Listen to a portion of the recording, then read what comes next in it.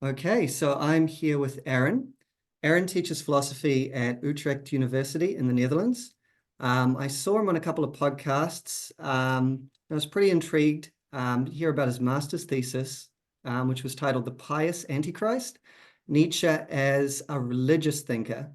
The reason I found this quite interesting is because typically Nietzsche is seen as an anti-religious thinker, perhaps the most anti-religious, the most opposed to religion you can get.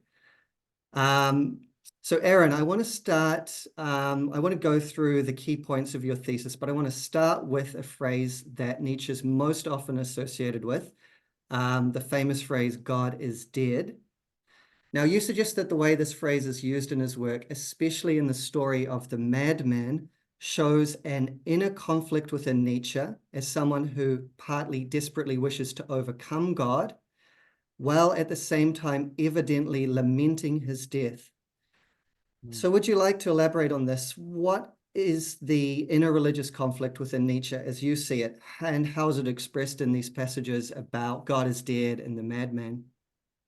Right. No, well, first of all, thank you for having me. Yeah, this is a this is kind of already the core question, and I Yes. think if I should limit myself to that passage a little bit, which I'll try to do as much as possible, because I remember there's at some point there's one passage in his notebook where he says like, okay, the fact that God is dead needs we have to we have to celebrate it. There's no other option. Like we have to try to find a way to deal with this in some ways.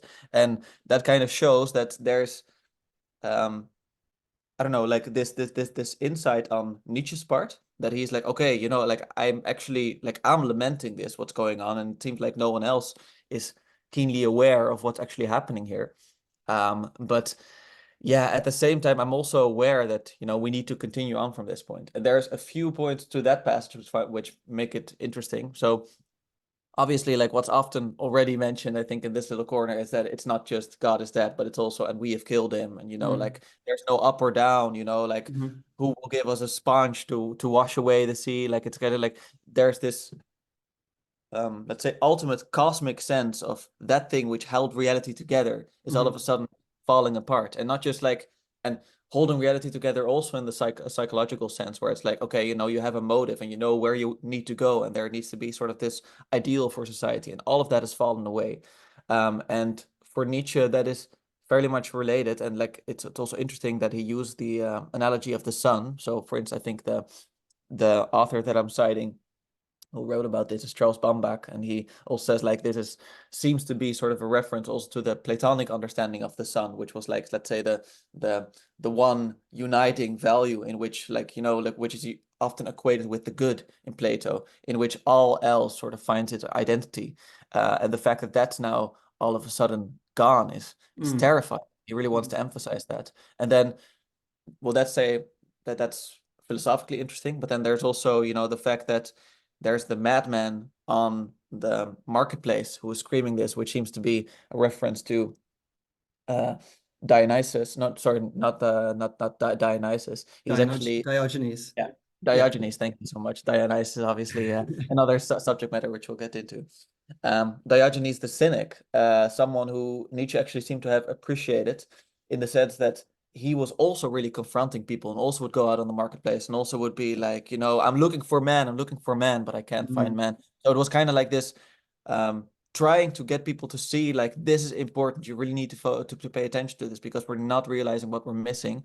And there's also, I think, previous versions of that same aphorism in which it says Zarathustra went out to the marketplace, and that shows that more intimate connection, because we know that Nietzsche felt an intimate connection with Zarathustra too. So there's all these reasons to say like, okay, like what's going on here is not just, just cheering it on, even though that's what he feels he has to do. Like he feels like there's no way of staying in mourning about this matter for too long. And yeah, I think like one final thing to add to that is also that he was I tried to say like that he really he was screaming, he was crying. It was really like it was really this emotional sense that we need to pay attention to. And obviously the people who he's talking to are not as like churchgoers, even though at the end of the aphorism he does go into churches and calls them, let's say, only just the tombs for the God that has died. But the people who he's talking to are the unbelievers, and they're also kind of ridiculing him. So it's kind of like, you almost get this like Sam Harris, Richard Dawkins kind of sense, like, oh, what are you talking about? That's just ridiculous. Like, this is not important. And that kind of shows that I think there can be a closer identification with the Nietzsche who cares deeply about these issues and who feels deeply sorrowful about what's going on, as opposed to someone who is just simply saying like, wow, this is not important. We have the Enlightenment and that will do. So that's there's far more to say, but that would be it for now. Yeah. So within that, I kind of see a glimpse of the overall conflict, because in one sense, he's genuinely mourning the death of God or the irrelevance of God, and he's genuinely terrified of what that means. There's a kind of nihilism in that passage about, the sun falling away and everything sort of having no center. But like you point out, he believes the only way to deal with this is to celebrate it. The only way to deal with it, to move forward, is to sort of turn it into a festival or a celebration or something like that. Yeah, was there anything you wanted to sort of add to that or expand on? Well, I would say like more and more actually since I've written it, I've kind of realized that part of the worldview that Nietzsche is really going against, like in a strong sense, is the Socratic Platonic worldview in some sense. So I think what I also emphasize in that same work is that he really appreciates the person of Christ, and maybe he would call it like not so much Christ, but more emphasize the Jesus part, because obviously the book in which he wrote it is the Antichrist. So he takes huge issue with, let's say, the Christian understanding of this eternal God. And that's not to say that, we should all follow Nietzsche in this and say that God is actually just one among many gods or something like that, and that he's not eternal at all. But it is to say that there is an inherent danger when we try to chain everything to one cause, especially if that cause becomes, let's say, watered down itself by doing so. And that's really that would be really the problem. That's why you need to celebrate the overcoming of this God, at least. And that might sound blasphemous, but it's actually like one reason why we seem to be having these types of conversations again, where we're genuinely exploring, like, okay, so what does this, let's say, post-Nietzschean world look like? Is because the very fact that deist understanding of who God was, and deism is just, it posits a God at the start of things, but it doesn't really think about a personal relation to that same God, because it's just one part of a big philosophical system.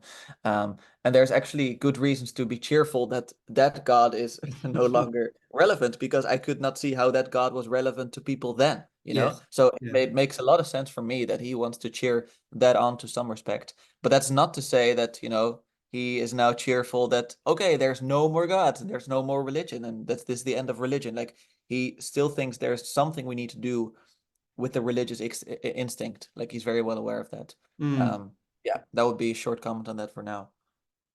And I want to pick up on something you said about Jesus. So we might think that Nietzsche's going to have an extremely negative view about Jesus, and because he has an extremely negative view about Christianity. Christianity is slave morality. Christianity is full of resentment.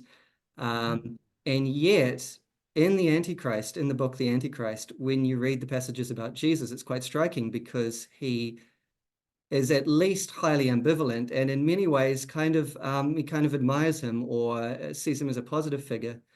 So what exactly is Nietzsche's view of Jesus? How would you describe that? Yeah, this is so, like, one thing that I need to include is just to know that Nietzsche at a very young age, right? Like, he came from a Lutheran household, and that kind of so he was, I think he was even called like the little priest by some of the people in his environment.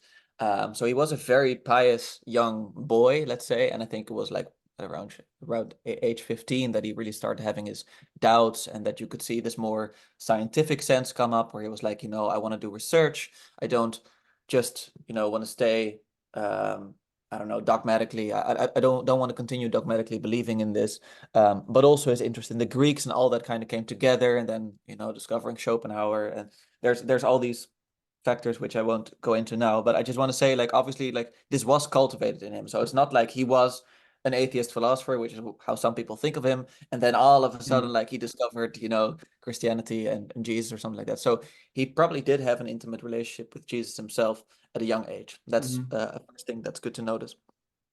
And then he actually makes relatively little reference to him. Like, there are some references in Human All Too Human, and they are a little bit provocative, and like those are like more of his early works, but there's honestly not that many until he then starts tackling like really the problem, like really think about, okay, now I really need to wage war with Christianity. Like, he really goes hardcore on it.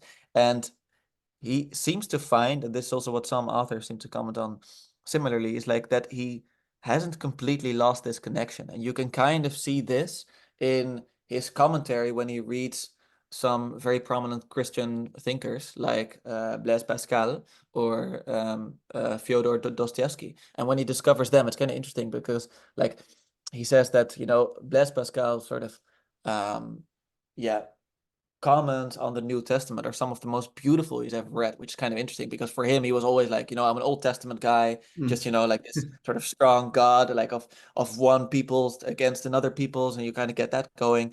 But now it seems that he really appreciates this notion of the New Testament. The New Testament is obviously very much centered on Christ. I don't think that's a controversial statement. And then one thing that I find particularly striking is when he then seems to have read Dostoevsky's Idiot, and there's not any conclusive evidence on this. It's just that I think I can say it with quite some certainty because there we have accounts of other people like who said that they actually discussed this passage with him, so people from his time.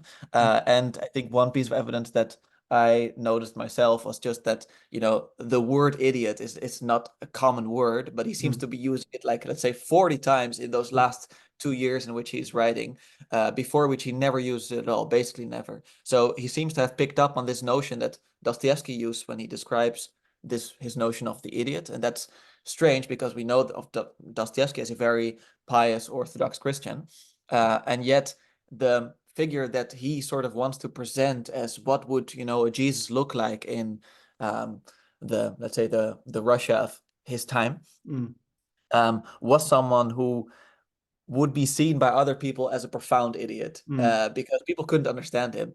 And at the same time, there was something very pure about it, and he attracted people. So the Prince Mishkin character in Dostoevsky, and Nietzsche read that, and like there's this one unpublished comment that he says, like, I just know, one world in which a Jesus is still possible, and that is Dostoevsky. Like, he is like really the first one who was correctly estimated or guessed really the nature of Christ. And I would say, like, the fact that around this time he starts rediscovering all these notions, like, oh, whoa, actually, maybe I've been thinking about this a little bit too easily.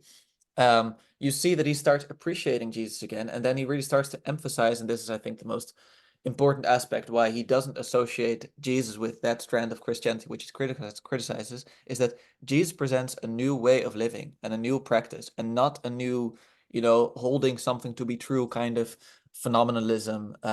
He says, like, Jesus did not care that much for historical events. He embodied a new way of living, which was genuinely original and was genuinely something that Nietzsche, looking for, let's say, primary motivations, as opposed to like, oh, like those people, they're oppressing other people, so they're bad or they're evil even, but that means I'm good because I'm weak and I'm not harming anyone. Jesus was always like trying to warn people against, like, no, you need to have an inner transformation that actually transforms yourself, where you can live like from your own positive perspective on the world and really create sort of your own motivation for things. And obviously, like, he was aware that Jesus didn't just come out of the blue. Like, he was, in a Jewish heritage, and he thought of God as his father. But he's saying, like, that aspect was most important, that he really had a new way of living which was pure and which was not like corrupted by some kind of dogmatism or just by some belief. Like, he had a new way of living. So Yeah, those were the belief is kind of irrelevant, Nietzsche says. Like, I think there's a part where he says that if he was born knowing Vedanta, he'd be a Vedantist. If he was born, knowing Lao Yeah, Tzu, he'd be a Taoist or something like that. Like yeah, he would just use the concepts that were at hand, but right. fundamentally it's about a way of being, which is Hmm. interesting because this is a way of being that I'd be interested in your view on this, because to me, when I read the passages that Nietzsche writes about Jesus, it's not like I'm reading about the Übermensch, but at the same time, I'm not reading about someone consumed by resentment. So Yeah. I'm reading about someone who somehow escapes the dynamics of resentment and yet isn't an Übermensch. So it's a very strange kind of Right. position.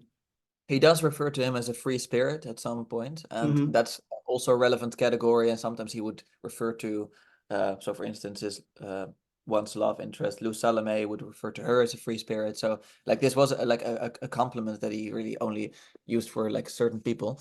But yes, I think his description of the Übermensch in some ways, it's tricky. Like some people think that he actively named some folks Übermenschlich in his life, but I don't really see that. So like there doesn't seem to be any strong evidence. Like it still seems that he always keeps the Ubermensch category for that which is still about to come, because it has to integrate everything that is now happening in our time. So like all the struggles that are going on with it, to actually also be able to withstand all that.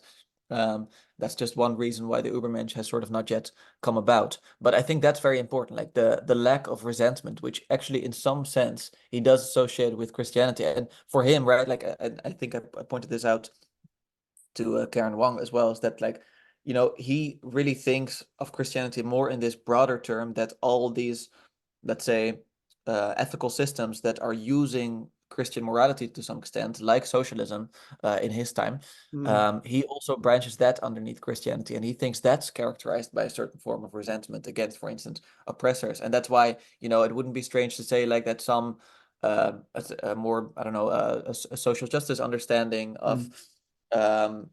how we should live our lives can also be partly based on resentment. And that's really what he's most scared about. And you see, like, there's constantly passages of Jesus, like in the New Testament, where he's saying, like, don't be so outward focused on other people, like really focus on really yourself and that inner transformation. And let what was it again, let he who be without sins throw the first stone. And Mm. that kind of nature, let you really start to reflect, okay, which Nietzsche then also, that also carries a risk of just starting to hate yourself. That's also not clearly what someone like Jesus seems to have wanted, at least not in the Nietzschean reading. But I'm not sure if I'm Yeah. answering your No, question no, here. absolutely, absolutely. And it actually seems like a fine line between, like, I guess the character of Jesus, the sort of psychology of Jesus is so strange or unprecedented. I mean, to think of someone that is being crucified and saying, I forgive, they know not what they do, Mhm. basically forgiving them Yeah.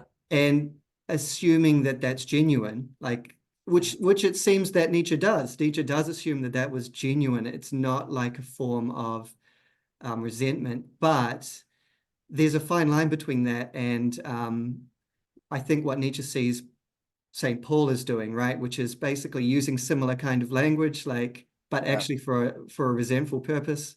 Um, Right. there's that, I think there's that proverb that he quotes about, forgive your enemies. It's like putting hot coals on their head. Yeah, I see So what you there's a mean.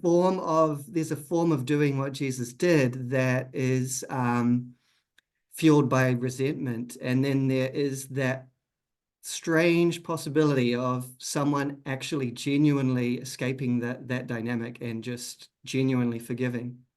Yeah, exactly. So that whole notion sort of seems to fall away, and that also, and I think Nietzsche at some point even describes it like that's to live godlike in some ways, Mm. to really, because what you said, like it's such a strange psychology, like we can't really wrap our heads around like And exactly like and how someone was yeah. able to live that way. And by the way, I should add a caveat that like Nietzsche's understanding of Saint Paul has been criticized by numerous scholars already. I think specifically, let's say in the theological tradition. So I'm aware that Nietzsche always uses straw mans of the people that he criticizes, and he's doing that for a purpose, because he is more interested in, like, let's say, the genealogical understanding of these authors, where it's like, okay, but this was their influence. This was how they influenced some relevant part of world history in kind of a perverse way. And I do like, he does not want to shy away from that aspect, but that also means that he has a far less, nuanced view that he presents sometimes of these authors. But you're right, like the contrast is very important. Like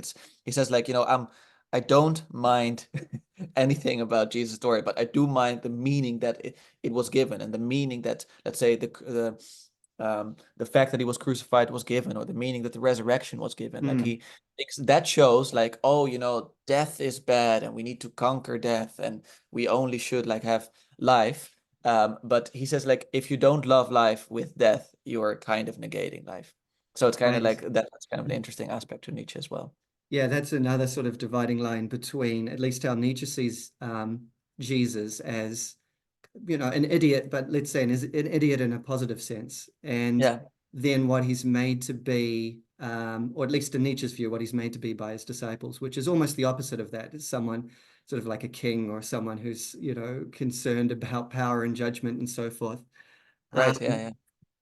Um, let's shift from Jesus a little bit to the notion of the crucified. So at the very end of his final book, Nietzsche wrote, "Have I made myself understood?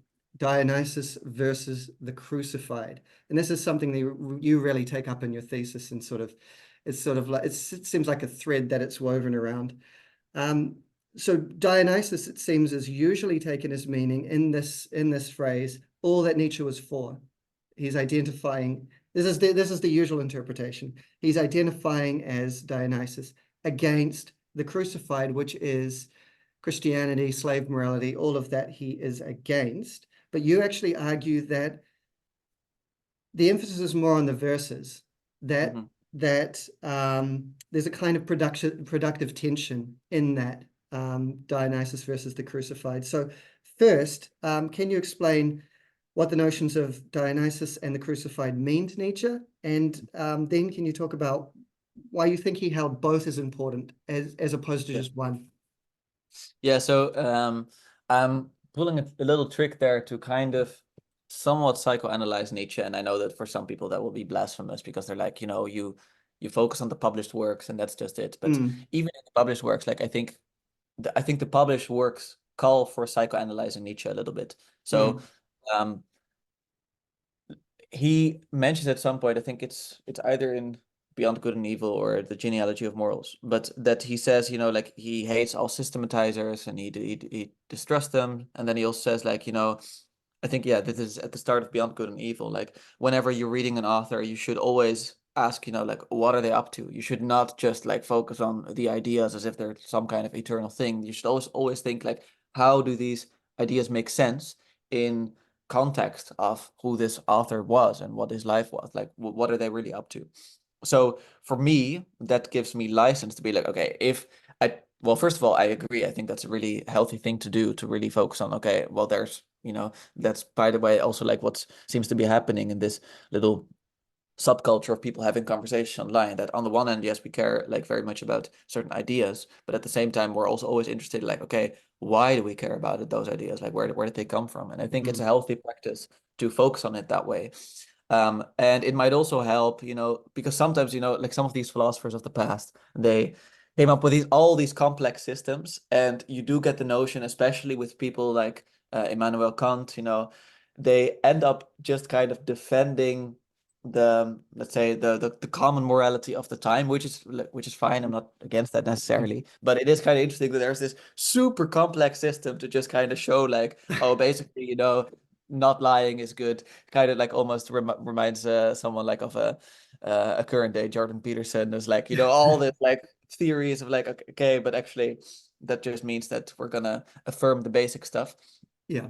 So he's not necessarily against that, but I'm just saying, like, okay, that means that we also should look at Nietzsche's works in those same way. We should really think about, okay, where do these ideas come from? And I already mentioned a little bit in terms of, like, the Lutheran past. So in that sense, you could, like, go psychoanalyze, and he lost his father, and there's obviously relevant aspects to that too. But I'm specifically interested in sort of the the stuff that he wrote in private, let's say, so like you could see it in certain letters to friends, where at some point, I think it's in 1881 or 83. So it's really when he's starting to get into his own, and when he becomes aware that all of a sudden he is tackling the problem of Christianity a little bit more forcefully now in these new works. And he seems to be kind of ashamed of that towards his friends. So he sends like at least two separate friends of his this message where he's like, yeah, it must be a bit strange for you to, to read all this and see me confront Christianity in this way. But he says like, yeah, but actually, I've since my childhood, I've really struggled on behalf of its ideals. And, I actually, in my heart, have never been mean to it, which is a super interesting comment, because that's obviously not something we find reflected in his work. But he says that, like, really what's deep down, I actually really appreciate the work. And then if you go looking for those traces throughout, let's say, the rest of his writing after that, you constantly see like, yes, I care about the Dionysian, but never at the expense of the Christian. Like, it's always like, I always want the continuation of the Christian ideal. And this, I kind of forgot the order of your question, so feel free to So interrupt me. let's first talk about, well, what is the Dionysian versus what is the crucified? So for someone who hasn't sort of delved into it, what does Nietzsche mean by Dionysus? Yeah, so I do have to go back to, like, let's say the first work, because that's where he introduces the concept of the Dionysian. So for him, it's he looks at Attic Greece, and that's really like, let's say, the Homeric notion of Greece. So before Socrates came about, and before then Plato and all the philosophers. So before the Greece of the philosophers, you had just, let's say the heroic Homeric Greece.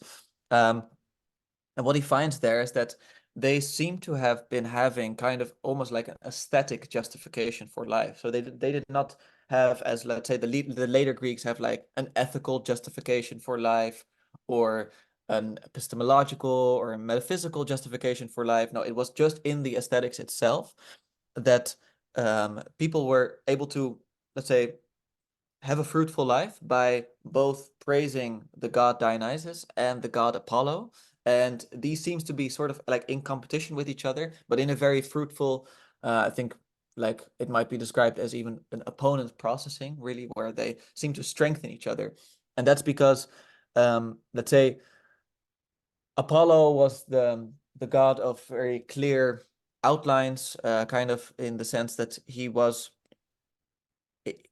also the god about dreaming, but not in the intoxicated sense, but actually where you become aware that this is a dream and this is reality. So you still have that notion of like, okay, this is not real and this is real, and you kind of have that principle of individuation still going on.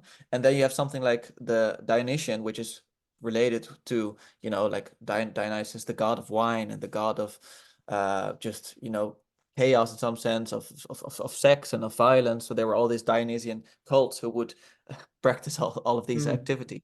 And that was for him really more closely associated with, like, full-on intoxication, where it was like, okay, you completely lose yourself. So in the Apollonian, you still have that principle of individuation. And then in the Dionysian, it's like, it's complete chaos. It's complete, like, just surrender to the chaotic reality that is. And so to then already start to tie this up a little bit to, let's say, in the final passage of the Dionysian and the Crucified, I need to emphasize that for him it was really important that these worked in opponent processing. It wasn't like, yeah, that Dionysian was good, but Apollonian was bad or something like that. It was really clear for him that both of them seemed to be mutually reinforcing one another, and he only got concerned at the point where the Apollonian seems to have taken the upper hand through actually the influence of a Socrates, where it was like, we start to really emphasize not so much the chaotic nature of the world, but really just the way in which it's ordered, in which it's structured. And we not just in, like, we don't juxtapose them this way, but we kind of juxtapose them this way. And that's obviously where you get Plato, because you get eternal forms. I mean, this is, again, the genealogical understanding of Plato, not the, for instance, the John Vervaeke understanding of Plato, but you get the eternal forms, and then you get the chaotic, sensible reality here, but it's all grounded in those eternal forms. And then we go back to the death of God passage, which I won't do now. So that was his understanding of the Dionysian. And because it had been watered down through the influence of a Socrates, through the influence of a Plato and Aristotle, and then taken up by Christian theology, he actually sees like, oh, the Dionysian needs rescuing because strong ideals need one another, like to keep themselves strong. Because he noticed like if you only have the Apollonian ideal becoming the Socratic Mhm. ideal, Platonic, Christian, etc. Like obviously it's going through stages, but nonetheless, like it still has some of that core. It just weakens itself. Like it needs strong opposing ideals in that sense. So that's sort of me preparing for that final section, that final opposition, and being at least very skeptical of the reading where it's like, well, Nietzsche just cares about the Dionysian. Yes, in the sense that he wants to rescue it from it not existing at that time, but not in the sense that, yes, ideally he would want to live in a Dionysian world where, there's no Apollonian, no Socratic. I Some people even go so far, I think Walter Kaufman says that, we should understand the Dionysian in the Dionysian versus the crucified as the Dionysian plus the Apollonian, but I'm like, I think that's a little bit of a cop out. Like, I honestly, I don't think of that. I don't see how that is consistent with, for instance, those private comments that he makes to his friends, and with the evolution that he himself draws from the Apollonian to the Socratic to the Platonic to the Christian. So, in Okay. brief, sort of comment, yeah. Mm. Yeah, right. Because in The Birth of Tragedy, in the first book, it's quite clear that Apollo and Dionysus are both necessary. Whereas to a lot of people, at least at the end of Ecce Homo, it's not clear that the crucified and Dionysus are on the same level. But you're saying that there's a progression there, like you say, Apollo to Socrates, maybe through Plato, then into Christianity. It's the same principle that is behind all of that. Um, Right, yeah. mm, And I would agree though with you, like that, like there's something to be said for the fact that yeah, that the crucified sounds a lot more negative than Apollo, that like of especially what course. we already discussed, that it's like, okay, the crucified is something that he takes issue with the meaning of it. But Mm, then I think what I also try to do in that same work is that I focus on some of the passages where he himself identifies himself with the crucified, not just in the Waanbrieven, so like let's say the madness letters after he has had his mental collapse and starts really signing off letters with the crucified. So in that sense, but also before that, like even in Zarathustra, they're like, people just crucify those people who mm, come up with new values. And that it really seems to be like a reference to, let's say, both a person like Jesus, because like he had this new insight and this new way of living. Um, you can even think of a Socrates here, that's not necessarily the parallel that Nietzsche draws himself, or Nietzsche himself, when he proposed, like, okay, this is sort of this new understanding. And he feels crucified by that. So he's also aware that there's a nature to being, and I have to say this very carefully, but being victimized by your surrounding when you are proposing something radically new. mm, Um, and he seems to be identifying with that too, and to the extent that he feels ashamed of that, he can't escape it. That's also mm, why he's defending like some of the aspects of Jesus to, for instance, or of Dostoevsky and Dostoevsky's mm, understanding of Jesus to the Danish critic Georg Brandes when he is in contact with him. But also, I'd say just in general, like why he finds he has an extremely difficult time reconciling that part of his own life where he feels victimized, where he feels lonely, where he feels abandoned mm, by other people, where he kind of, in that sense, feels, dare I say, crucified, because that's how mm, he starts identifying himself. So he also wants to reconcile that with the Dionysian, which is all about like no power and mm, intoxication, and really mm, strength and violence. Yeah. mm. Okay, we're back after a brief technical glitch. You were just talking about, you're kind of referring to those letters that Nietzsche wrote when he went insane. So in 1889, wasn't it? He had a mental breakdown. Mhm. For the rest of his life, I think he lived till 1900. Yes. Um, Yeah. and he was pretty much insane. Like he was not. I think near the end, right? He wasn't even communicative. Yeah, it seems to have changed, right? So, like there were moments in his insanity when he seemed to have been a little bit more lucid with some people Mm, who were, or that they mentioned something like, in his eyes you could still see the same person look. But then there are other moments where, he was drinking and eating his own excrement. So it's like, the complete yeah, extreme of insanity. Yeah. So yeah. But it's so interesting that with like he wrote it sounds like he wrote a flurry of letters in the initial days after his breakdown. And it's so fascinating that he did in fact sign some of them Dionysus and signed some of them the Crucified. It just is so tantalizing to try to psychoanalyze that, right? Right. I know. And you use it in your thesis. You argue that it is acceptable to use the letters, the insanity letters. A lot of people would disagree with that, though. What would you say to that? And also another question, like some would also say that there wasn't really any psychological factor driving Nietzsche to go insane. It was a purely physical thing, whether it was syphilis or some sort of lesion in his brain. But Right. well, what's your view on that too? Do you think it was purely psychological? Do you think it was a combination of psychology and some physical ailment? So yeah, Yeah. go ahead. No, excellent questions. Yeah, I think I'll start off with the last one because I think I can deal Mhm. with it faster.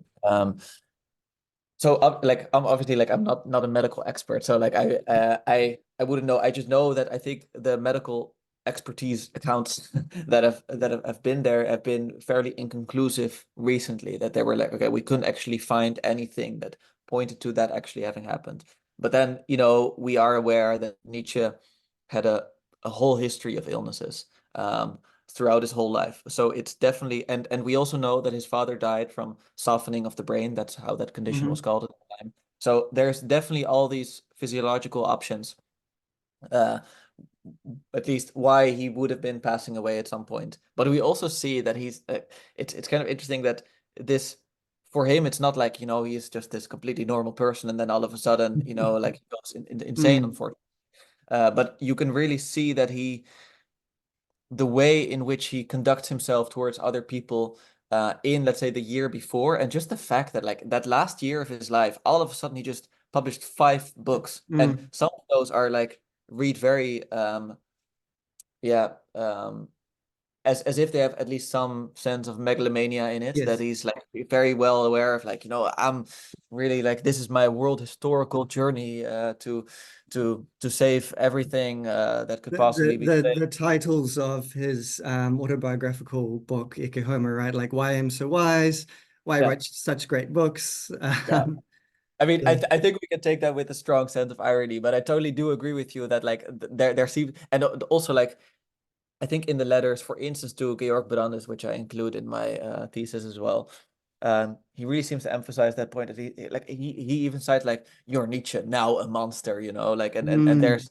so there's all these notions already that they build up to him at least being still approachable and people can still talk to him, but at the same time people feel like, okay, there's something that is weird about him. So I'm not denying the fact that could have a physiological cause, but I am saying that when he was doing that and people were also commenting on that, that he seems to have just continued in that sense and that he seems to have gotten more extreme. Mm. Um, and I would say following that, it doesn't really matter whether it's completely or partly physiological or psychological.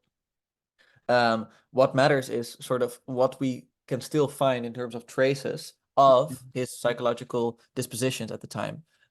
So even though, like, I personally lean towards the thesis that it was more of a psychological breakdown, taking into account all those other matters that also played a huge role. Um, and I'm not necessarily like I do that like maybe a little bit, but when I look at those madness letters, I obviously like I agree that you can't just treat them in the same way that you can treat his published writings. Like I even think that's disrespectful Mm. to a large extent. Like there doesn't seem to have been like the same amount of lucid thought. But what I can say is that, like, okay, what are the themes that show up? It's almost like, when you're doing a dream analysis, it's difficult to just focus on one dream, to be like, okay, I had this one dream, so therefore this means this, and this means, I have to do Mhm. this with my life. But I think all of us know that, if you have a recurring dream, you start Mhm. thinking, oh, okay, I have to do something with that. Like, okay, apparently, like, there's something unconsciously that I'm not willing to admit to myself, or I need to analyze that a little bit. And constantly in this dream, always this happens. And Mhm. you can kind of see that same pattern in some of his madness letters. And that's why I think it's justified to include those, in the sense that I notice, yes, the main obvious fact, which you already stated, is that like, yes, half of them he sides with Dionysus and half of them he sides with the crucified. So it's, but that's, by the way, for me also a context to like another argument why that final comment of Dionysus first the crucified, like we can't just simply read that as, he's Dionysus and he's against the crucified, like, because right after that he seems to really strongly identify with both of them. And you would argue, right, that conflict within him between Dionysus and the crucified, that kind of led to his madness or precipitated. Oh, yes. I mean, this seems to have been kind of at least one conclusion that a close friend of his drew at the time. And that's why I think that's interesting, because like, those people always know him more intimately. And he says like he was unable to kind of keep those two realities together, but he basically already, I think this is either Carl Fuchs or it's Peter Gast. I'm not sure. It's one of the two. But he seems to have really focused on the fact that the Dionysian in practice seems to be already impossible. That he wants to live in this constant Heraclitean flux where nothing is stable, and that is such a scary way to live, because, well, you can't take anything for sure anymore. Like there's for granted in that sense. But so having said that, like there is a reason to say like, okay, just the fact that he went more the Dionysian route, that is already a reason to say, okay, he might have become a little bit more insane on the psychological front. But indeed, I think you're right that what I focus on is just the opposition between those two. That we see that in the Attic Greek environment, he really appreciated the opponent processing between Apollo and Dionysus. And there's also a notion of parasitic processing where you have, let's say, two opposing ideals, but actually they end up, making each other like far worse. You can see that, for instance, in like an unhealthy relationship between two individuals, or you can see it in terms of people's relationship when they're addicted to something. Like you can have a notion of parasitic processing. And I think there's something to be said for the fact that at some point it doesn't become like it becomes so extreme, like his need to rescue the Dionysian, that it doesn't become like an opponent processing where he's really making Christianity stronger still. It's just purely destructive. And for him, the reason why I think, particularly for him, like Nietzsche, the individual, why it might have contributed to his insanity in the end, is because, as I already like briefly alluded to before, he knew there was a part of his life that he couldn't give a single place if he didn't put that in a Christian context. Because he did feel victimized. He felt incredibly lonely. He knew in some fundamental way that he was a victim, and that he had been suffering tremendously, and not in a glorious Dionysian way, but also just kind of in a sense like, yeah, I feel crucified. Like I feel like I wanted to give a positive message to the world, and there was no one here to listen. And and it even, that people, they call me insane and they make jokes about me, and especially his break with Richard Wagner at the time was really mentioned as one of the prime motivators for this, where he was really like, for him, especially like after his father passing away, and then finding like a father figure in the great composer Richard Wagner, to then have that so fallen away in that sense. And I didn't really go deeply into it in the thesis itself, but you should look that up, like how that breakup kind of went, because he really felt shocked by that, and at the same time he also brought it about because because he felt a little bit less I should say confident that the Wagnerian project was going to succeed, and that actually it was far more pessimistic than he thought it was at the start. So just to sort of close that off, like I just think in general, the fact that he knew that he disliked that victimizing aspect of himself, because he was going fully for rescuing the Dionysian, but he knew that was part of himself and that he couldn't deny about himself. And you see that recurring constantly in some of his more private writings, and especially in that poem Between Birds of Prey that I think I also alluded to in the thesis, which is very telling, I think. And there you can really see like, oh yeah, he doesn't feel like a bird of prey himself. He feels like he is in between birds of prey, and like he's just falling down into the abyss, and that he's causing himself himself to do this as well. So that's some context for why I think that's a relevant connection to the Nirvana. So by the end of his life, or his sane life at least, he's trying his hardest to identify solely with Dionysus. What began as an attempt to balance has become just an attempt to suppress the opposition. Yeah. In that sense, would you say that that final line, Dionysus versus the crucified, do you think he consciously, when he wrote that, he was thinking, I'm for Dionysus, I'm 100% against the crucified, but unconsciously it was more complex? Or do you think he actually consciously at that point was wanting a balance?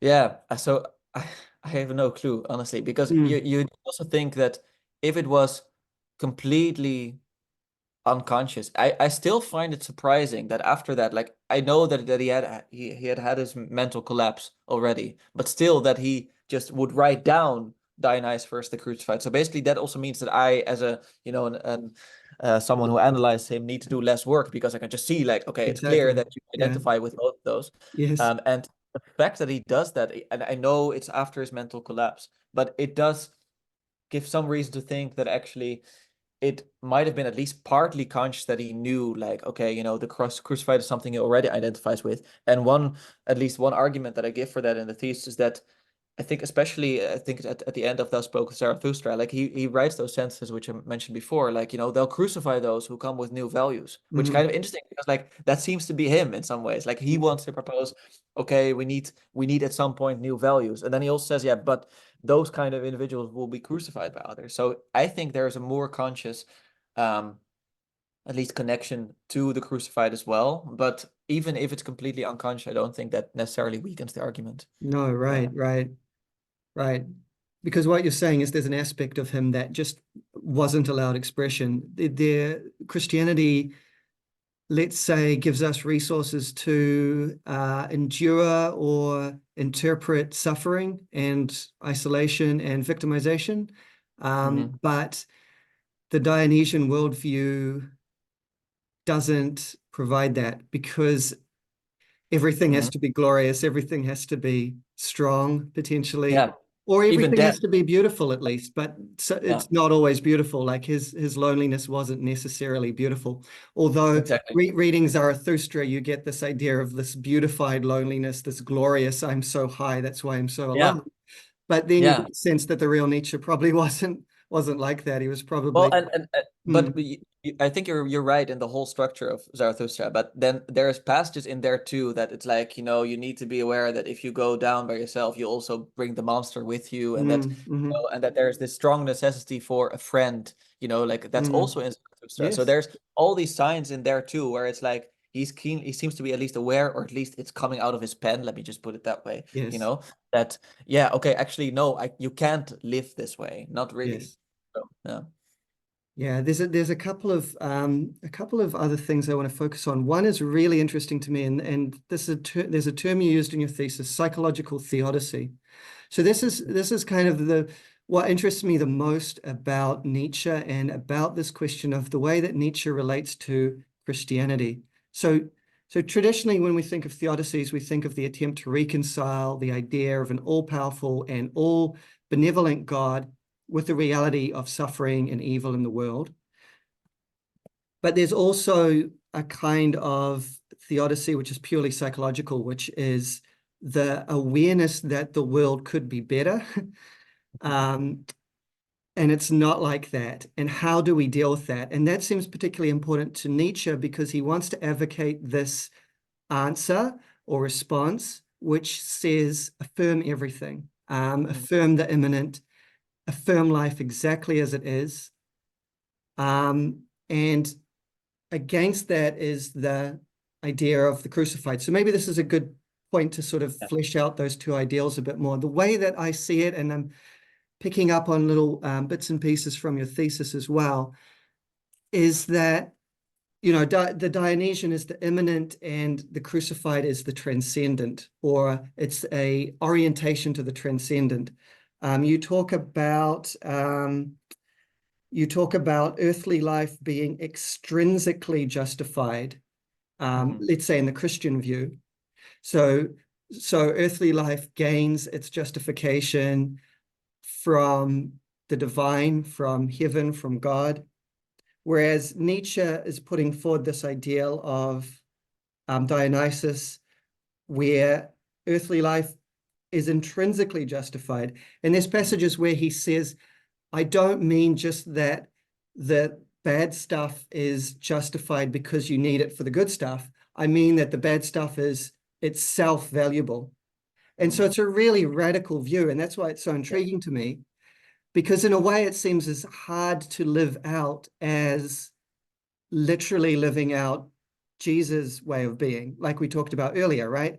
Genuinely forgiving those that crucify you. How do you genuinely affirm life with all its suffering? So we've got transcendent, immanent, and we've got, I think, ethical and aesthetic. So in The Birth of Tragedy, he talks about aesthetics is what justifies existence. Yeah. Whereas with Christianity, the emphasis is on the ethical. Even with Platonism, the emphasis is on the ethical. And then, suffering being affirmed for its own sake versus suffering as maybe at best a means to escape from the world. So here's two ideals, and this is maybe, and two responses to this theodicy. One says, well, the suffering of the world is justified in light of a transcendent reality, and that reality is ethical. And the other one says that it's justified aesthetically, it's justified in itself, it's just how you take it, how you approach it, how you affirm it. And that's the great challenge. That's what Nietzsche's struggling to do, or struggling to portray. So I guess I've got a few questions here. Rightfully so. This is incredibly complex, obviously. Yeah.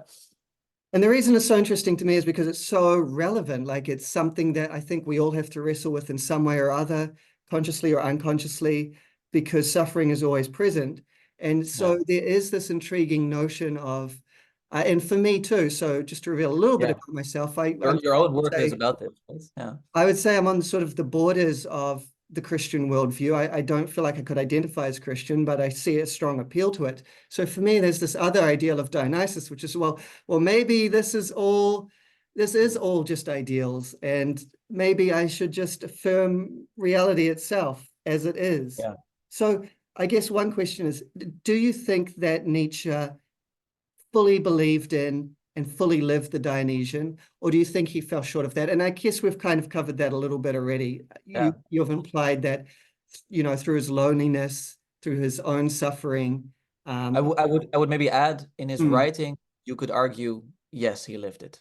But in his writing, let's say through the figure of Zarathustra or something like that. Yeah. Just he was great in his writing. Like, he was great in a way that no one saw it coming at his time. Like, how could it be, like, and that is Dionysian in that sense, and also because like he's not writing like a Hegelian thesis. Hegel was also great, but he was not great in the Nietzschean sense where you could just like bombard with all these sentences, and just in the sense like constant like insights and affirmations that were there in his works. And in that sense, I would say that part of him was definitely Dionysian.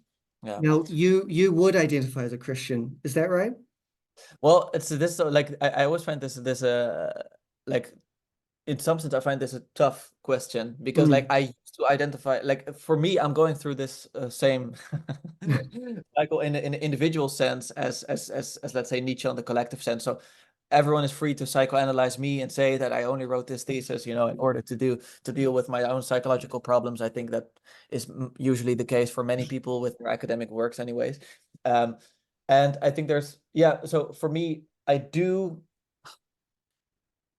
go to church. So in that sense, like I'm not a typical Christian if I am a Christian. But at the same time, I've strongly like fallen sort of, I've strongly returned to this huge appreciation sort of for what Christianity has to offer through many of the insight of the church fathers, and precisely in this understanding with this complex dynamic with the Nietzschean understanding. So yes and no, if you know what I mean. Like, I'm not maybe your typical Christian, but at the same time, I definitely would not call myself an atheist. And even like the term, I would say academically, I'm agnostic. Like, I wouldn't say that, you know, I'm gonna provide you with a proof for God's existence. Like, honestly, I don't think about it that way. That doesn't really make sense to me. But Would yeah, you call yourself a Nietzschean or no? no. No. Okay. So you sort of identify more, let's say, with Christianity, but you wouldn't necessarily call yourself a Christian at this stage. But it sounds like you identify less with Nietzscheanism.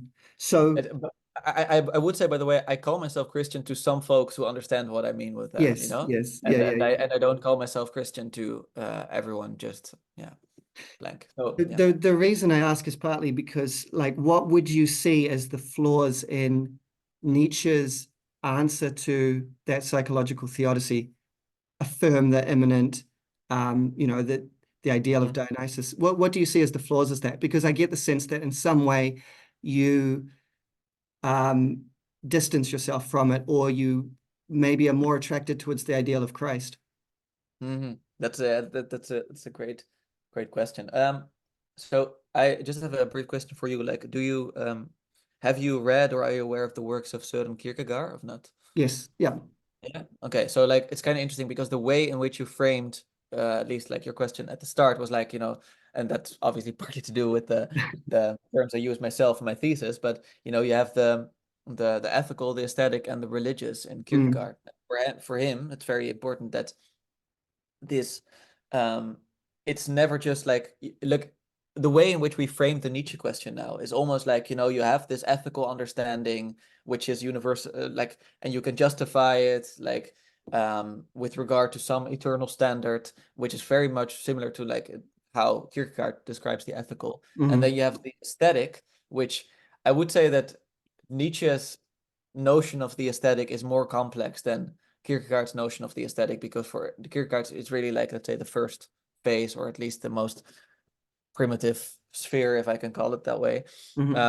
But for Kierkegaard, it would be very important to stress that in some sense, you know, there needs to be something that transcends even that, which cannot be made comprehensible. And I think it will be interesting because to see if Nietzsche would have been sensitive to it, to this idea. Like, we know that Nietzsche during his lifetime probably read some books that might have mentioned the name Kierkegaard at some point, and that even at the end of his life, that same Danish critic that I already talked about, Girard, told him like, oh, actually you should read Kierkegaard. Like, I'm really curious what you have to say. And then he said, okay, I'll take up the psychological problem of Kierkegaard on my next visit to Germany. And then unfortunately he went insane, so he never really got to that. But that would have been very interesting, because it's kind of this, I think that Kierkegaardian notion is closer to sort of either identifying with one of those two necessarily. But nonetheless, I think there's, how should I say it? There's a reason to think that that's already present in, let's say, this Nietzschean Christian analysis that kind of bringing about, because I'm precisely saying that this focus on the eternal at the expense of what's here right now is dangerous. And also the focus on only what's here right now and just not contrasting that with something eternal is also dangerous. And therefore, I do think that the tension needs to be productive, in the sense that you constantly feel pulled in those two directions. So, therefore, you don't allow those to water each other down completely. And therefore, you get that more, let's say, all-encompassing vision, which is nonetheless not in the same sense like of an Hegelian sense, you know, you go ethical and then just the next logical step is that, because you can't make that understandable precisely, which is also why I have a difficult time saying, you know, that I'm a Christian, because I'm very well aware that's actually difficult to communicate to to many people in that sense. But in other sense, I would. I'm not sure if that's really an answer, but No. I to see where I'm going. I'm not sure if how much you know about Kierkegaard as well. Yeah, no. I did know that distinction between the aesthetic, ethical, and religious. I've read maybe a couple of books by Kierkegaard, so it is an interesting question of what Nietzsche would have thought about him. But no, I mean, your answer was really interesting, because it brings me to my next big question, which was about that tension between, say, Dionysus and the Crucified, or those two ideals. And so you've kind of answered that, or gone some way to answering that, because my question was going to be, like, what does that actually look like? Because you use that metaphor of opponent processes, and that implies that, you know, this is actually useful for something, that we actually need both of these ideals. Yeah. So, Yeah. you know, this might be an awkward question to ask you, since you maybe don't fully identify with like established Christianity, but how do you see like bringing a valuing and an awareness of these two ideals into Christianity, or maybe emphasizing them more if they're already there? Yeah. Like, what are some practical effects of that, do you think? Yeah, this is a huge question. Like honestly, like, and it's so interesting because I had the same thing with that conversation with Karen Wong. Is at some point, you know, you get outside of the thesis. That's just like, Mm, you know, you kind of said something you know something about, and now you just kind of have to speculate. But I would say, because I think one way in which I also frame my thesis, and in that sense it's still relevant to it, is that I was interested to look at the possibility of thinking of Nietzsche as a religious thinker, mhm, and then also to really use sort of after making that case, and you're referring to like one chapter like at the end, where I'm kind of like saying, okay, now we can use this understanding to look in a Nietzschean way at religious phenomena, uh, to not make them Nietzschean like, but at least to, like, let's say, opponent process them in mhm, some way, right? Like we critically examine them in order to make them stronger, and in order to make our analysis of it better as well, and by which we make it stronger again, and then that continually going. And I would say that the question of theodicy was one of those ways in which I could do kind of both a more classical Christian and, let's say, a more Nietzschean analysis of it, which was interesting. And then I think I kind of said similar things about myth and that importance there. Um, so in this sense, I one thing, for instance, I struggle with sometimes is people focusing on the afterlife within Christianity. Like, I'm not saying it can't be um, something useful, but personally, I struggle to see how that how that helps, or how that actually fulfills the Nietzschean requirements that we're setting right now, which is, by the way, like a very, like, an immanentist notion of this life. And I don't think it necessarily only needs to be immanent, which I think you already mm, made that distinction between immanent and transcendent. I think there can be a transcendent aspect to it, as long as we know by that transcendent aspect, this life is actually valued in a more complete sense, you know? And then mhm, in that sense, it becomes sort of immanent again. And you see that in the best understandings of some, for instance, Platonic philosophy is like, okay, it's not actually just about the good at the expense of sort of this world. It's actually like, no, it fulfills everything in this world, which is also why, you know, when that mm, becomes systematized, you know, you get the death of God. So that's very dangerous. But nonetheless, I think there needs to be a more stronger understanding of, like, yes, how are we not focusing? Look, one way would just be like, and that's kind of like the one notion that has been bringing about so often, is to not focus so much our attention outwards, but really far more inwards, or to live at least from this inner center, which might have been very well influenced by the person of Jesus, or other individuals in this tradition. But I would say that it's just sometimes you meet Christian folks or folks from other religions who go on just constantly complaining about other people, or like just constantly condemning other folks. And now it's going to sound like a Christian thing to say, like, they shouldn't do that, you know, you should be kind to other people. But I don't mean that. Like, I just mean in the sense, like, it'll make them miserable to do that, mm, you know. mhm, It will be unhealthy for them in a in a I think in a significant manner. So I would say, like, I don't really have a concrete example here, but I hope you mm, see sort of where I'm going to, that I mhm, want this constant challenge of, like, yes, but how is it sort of serving your life here? Because if you know, this, I think also Nietzsche's understanding is like that Christ, in some sense, he brought the kingdom of heaven, or the kingdom of God, to earth. mhm, And sort of his notion is like, actually, you can already be, and this is how sometimes the new agey people go on with it. Like, they say, like, you can already be enlightened in this life. There's mm, no need to wait for, let's say, an afterlife. So that will be one instance where I would be very critical of just going on in the same discursive way. But at the same time, you know, I also want to be aware that stuff like this can be like super elitist, and that it needs to scale up on on multiple levels. And in that sense, I think Christianity has that figured out far better, that they know how to convey this message on like to a child and to a theologian. And that's fascinating. And I'm not sure how, for instance, a Nietzschean could respond to that, but maybe, yeah. What do you think? I'm just curious, because obviously like this is something close to your heart as well. Yeah. Yeah, well, I like what you're saying, because it resonates with me, in the sense that I do think it's important to think about this life. It's hard for me to think about the afterlife personally. I'd like to, but you know, on the one hand, obviously it's hard to believe, but more importantly, it's hard to conceive. Like, I can't imagine living eternally. I don't know what that means. Like, I feel like other people maybe have a more genuine, like a more clear Yeah. image that they can long for, but you know, I don't know, if I just imagine living indefinitely, like forever, that's going to be terrible. Yeah. So, Yeah.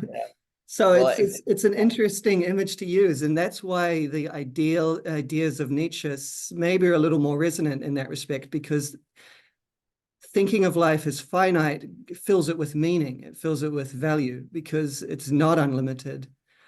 At the same time, I do think that in some sense that God exists, like maybe a somewhat non-theistic God in Viveki's sense, but yeah. still there's something that mystics Yeah. break through to, that philosophers circle around. That's my sense of things. And Yeah. so in that sense, I would not be so Nietzschean. But how to, if we take the practical example of theodicy, even a psychological theodicy, how to actually use those opponent processes of, let's say, Dionysus and the Crucified to come to some conclusion. Like, what does that actually look like? It seems like there's always going to be this tension there, because we affirm life, but there's also aspects of life we find unacceptable. Do you see what I Yeah. mean? And so what Yeah. that Exactly. actually looks like, my suspicion is maybe it's something that I just cannot reason about before the fact, and it's something that you have to experience and grow into. Yeah. Yeah. And I would say like the notion of sacrifice is, in my opinion, also like very relevant to this. Like, so Mhm. I also refer to René Girard in my thesis. I'm not sure. Have you read any of René Girard's work or not? I have not actually read it directly, but I've heard a lot about Okay. it. So I understand Okay. the basic sort of scapegoat mechanism and Okay. mimesis. Yeah. That's fine for now, I'd say. And yeah, I can definitely recommend, because he's also kind of I think he's a good it would be an interesting case study for you, because he's also both, let's say, a Nietzschean and a Christian at the same time. So kind of, Okay. you know, like, or at least I think you could conceive of it that way, because he refers a lot to Nietzsche in his works, and he actually says like basically all that, you know, all of my discoveries are in some ways already in Nietzsche, but he just doesn't agree with the direction in which Nietzsche takes it. So, so that would be something interesting to look at. And one reason why, nonetheless, we can also be critical of someone like Girard is basically that he says like, you know, we no longer, you know, Christianity allowed for the conclusive end to sacrifice, because, you know, like now the person of Jesus Christ has demonstrated that actually we're always just sacrificing innocent scapegoats, and therefore we should be focusing more inwards. And there's something to be said for that analysis. And I think René Girard also points out that that's very dangerous, because, you know, then, you know, all of a sudden like this, the scapegoat mechanism was something that kept society together in some ways. And Nietzsche is also noticing this. That's like, oh, you know, reality needs sacrifice. And I would say this is why I think it's relevant to your question, is we need to be still very well aware that sacrifice is an inherent part of Mm. reality. Hmm. And therefore, that if we want to reconcile that with, let's say, a more Christian understanding of, or understanding of reality, which has God in some ways, we should think very carefully about what we want to sacrifice. So, for instance, I would not be in favor, I don't think that's controversial to say, of human sacrifice. Hmm. And I'm not sure if Nietzsche would. It doesn't seem like it. Eventually, like if I look at, you know, his personal temperament, it doesn't seem like he would be vouching that. And also, you know, he didn't want to have anything to do with anti-Semitism and all that. Hmm. Um, but nonetheless, I do think there's something to be said for, yeah, how do you what then? Like, what of importance is it that you are nonetheless going to sacrifice, and really make a more conscious effort towards that?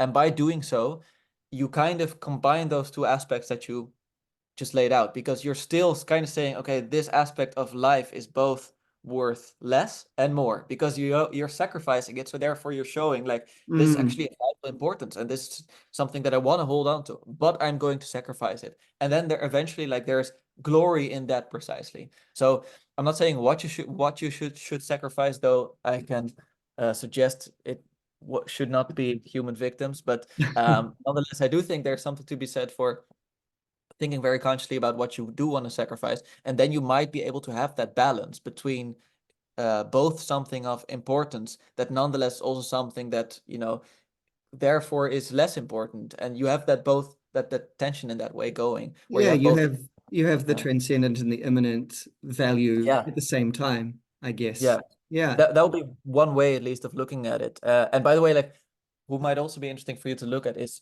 Georges Bataille. I'm not sure if you know him, but Oh, he's yes. Yeah. yeah, he's a French thinker. He is radical, like he Yeah, is yeah. wild. So like I'm not saying definitely don't become a Bataillean, but he really thought, he also thought that this was a super important aspect to Nietzsche, where it was like, yes, we need to think about what we should sacrifice, and for him this became almost like satanic. So I'm not saying that Yeah. you should follow Let's that. say he was more in favor of human sacrifice. So Yeah, well, yes, yeah. exactly. Like there's definitely something to be said for that. But I'm just saying, like, there is reason why we should tackle this problem closely, and you can see that in those thinkers. So you can just adopt that principle from Nietzsche and from Bataille without actually going all the way into completely immoral stuff at the same time. Yeah, Yeah. fantastic, fantastic. Okay, well, unfortunately, we're running out of time, and I feel like I've got so much more to talk about, but I We think can I'd love to talk again if that's would suit you. absolutely that Yeah. would be wonderful.